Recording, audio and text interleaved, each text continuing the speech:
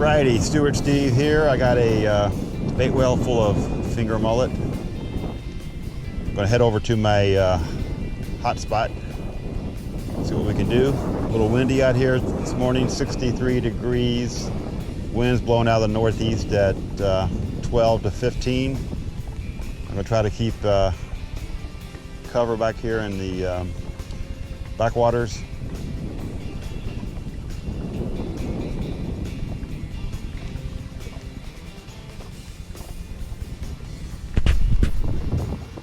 All right, Stuart Steve here, 21-inch snook caught on a finger mullet. It's been a tough day hiding from the wind, but finally got one in the boat. Stuart Steve signing out.